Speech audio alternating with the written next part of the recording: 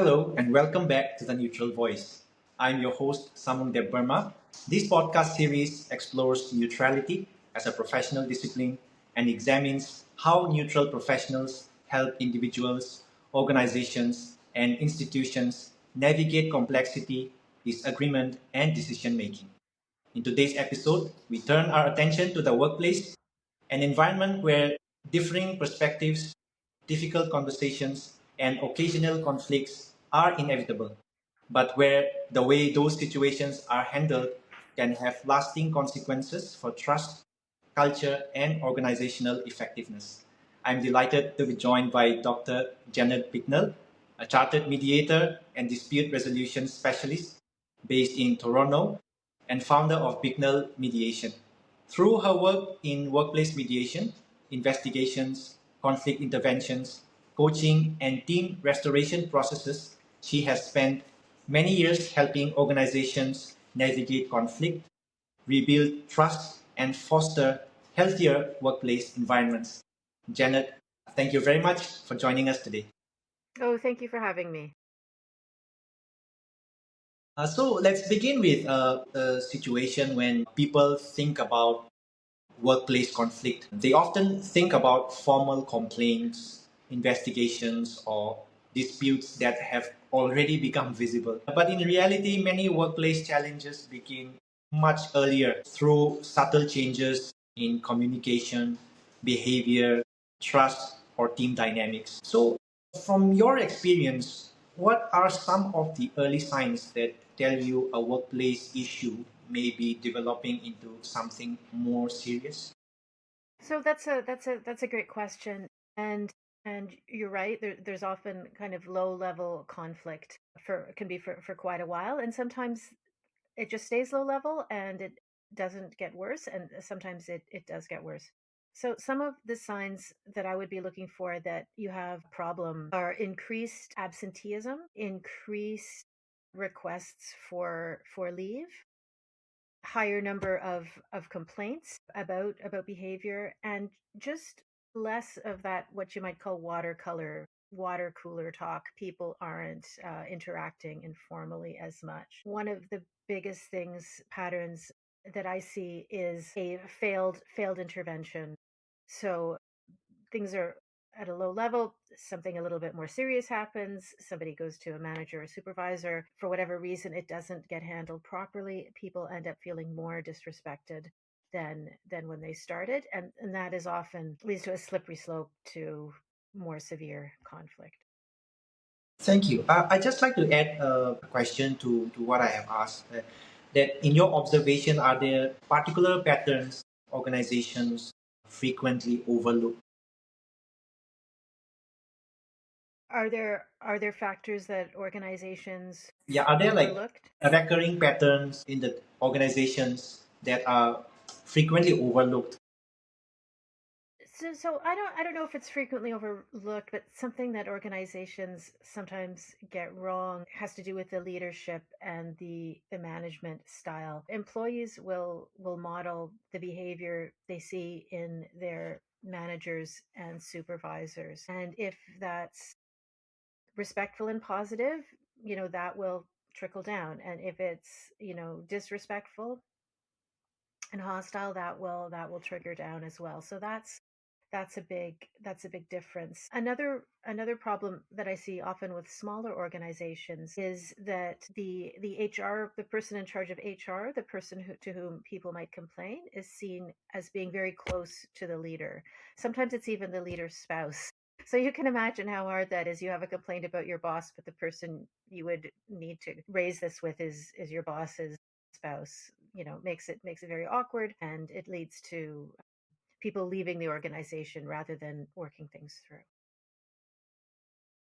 So, by the time people become involved in a workplace investigation or conflict process, emotions are often already running high. What have you found helps people remain willing to participate constructively, even when frustration or distrust is already present? So, a few things. If people feel heard if they feel their concerns are being taken seriously, I think they're more likely to participate. If people feel this will benefit, if not themselves, then others in the organization, that is also helpful to make them participate. Getting at the level of working with such people with these groups, I focus on their interests, what they have in common, and I often also ask them about their past relationships with the same group of people, because if it's been positive in the past, there's a good chance it can be positive again in the future. So we try and focus on getting along in the future rather than what may have happened in the more recent past. I think that's an important factor that you raised to go through the past relationship that would tell a lot about the fracture there may be in the relationship presently. Uh, so, uh, your work involves working with organizations at leadership and board level as well. So, in your experience, how much does the behavior of leadership influence whether employees feel comfortable raising concerns or disagreeing respectfully inside the workplace? Yeah, it's huge. It's a huge factor. And again, people look to how others are treated, and if they see somebody raise a concern and then to be treated poorly because of it, they're going to be less likely to raise a concern, and things can spiral can spiral down can spiral downward. Yeah, so the leadership and organizational culture makes a huge difference. It's a minimum to have a policy kind of understood by everybody. Legally, most large organizations have to have such policies if they don't have them anyway. But that's not enough. People have to understand that the policy is going to be followed and that they're going to be protected if they raise a concern, and not even a concern. People should know that if they're invited to give feedback, that the feedback will be taken seriously and they won't be kind of punished for raising issues and criticisms. Thank you. Now, moving on, sometimes workplace process may be handled carefully and professionally, but one or both sides may still leave feeling unheard or dissatisfied. Why do you think perception of fairness can differ so much from the intention behind the process? That's a great question, and it brings up, I think, that good intentions are not enough. I mean, they're necessary, but they're not sufficient.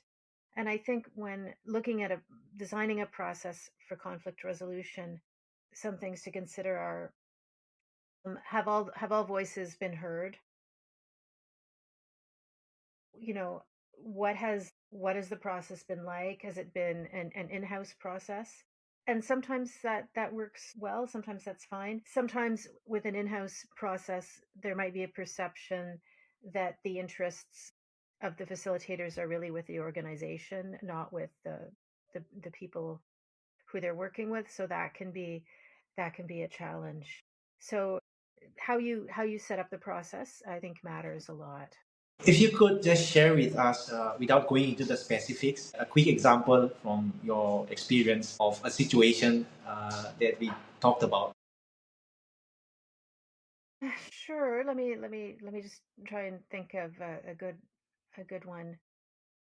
There was some work I did with a colleague with a specialist medical clinic, not like a ment not a so in the medical field, not a hospital, but in the kind of, let's just call it, walk-in medical services. And this particular clinic had been purchased from the original owner, and the new owners, after a while, they saw a drop off in business, a drop off in people coming in, and they wanted to know what was happening. They knew that there were some people who didn't get along, some conflicts, and so they wanted our help. So we spoke to everyone at the clinic, and we spoke to the practitioners, their assistants, the office people. We spoke to everybody privately. Each person had a private interview, at the time and place of their choosing, they were reassured that all the information they shared would be remain confidential. It would be shared with the owners only, like in an aggregate. That means without anybody's name attached. And doing it that way, we were able to make sure that everybody got to raise whatever concerns they wanted. Everybody felt heard, and we were able to use all of that information to make recommendations for the clinic so that the people would be able to get along better, improve the workplace, and therefore improve their work with their clients.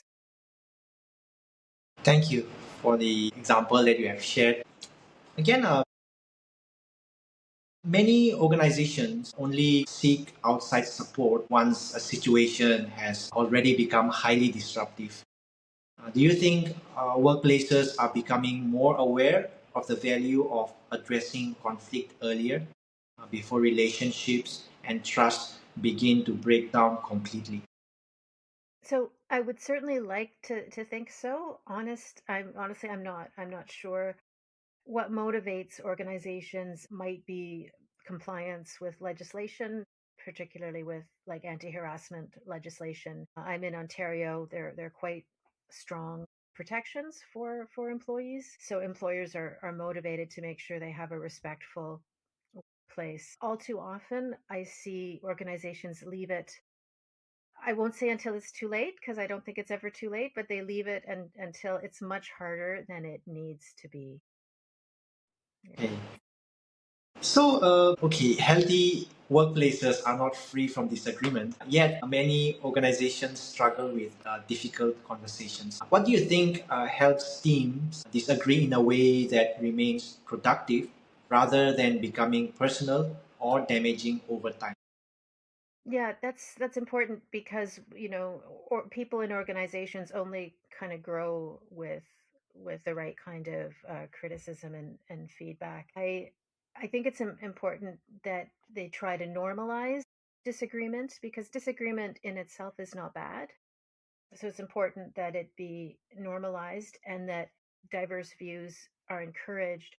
And one kind of small way of doing this is at meetings when you're considering a new policy or considering some change, to designate one person, a different person every time, to just that's the person who raises critical points. That's the person who tries to poke the holes in whatever it is, and that role rotates. So in that way, disagreement and raising criticism becomes something that's just a normal part of the process. Before we conclude, I'd like to end on a more personal reflection. Has your work changed the way you personally think about disagreement and communications inside organizations?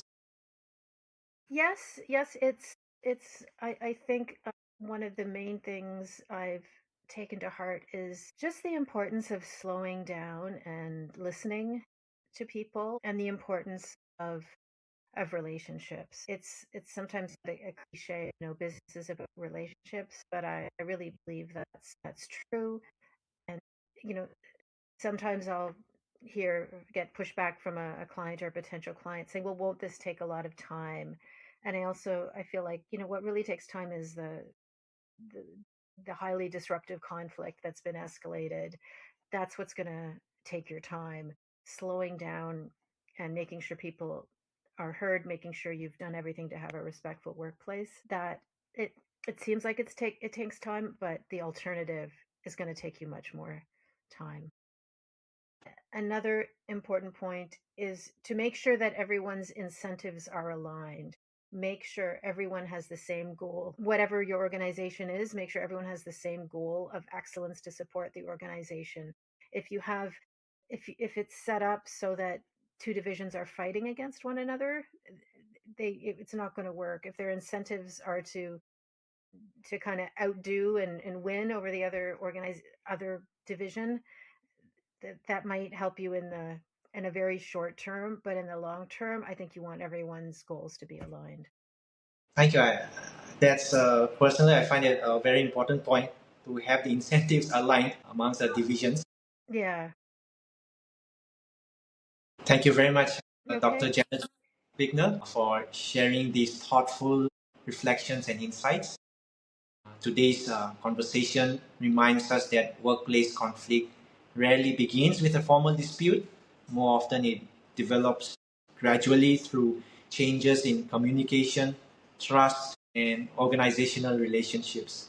It also highlights the important role that neutrality can play in preserving constructive dialogue and helping organizations address challenges before they become deeply entrenched. We look forward to continuing these conversations in future episodes.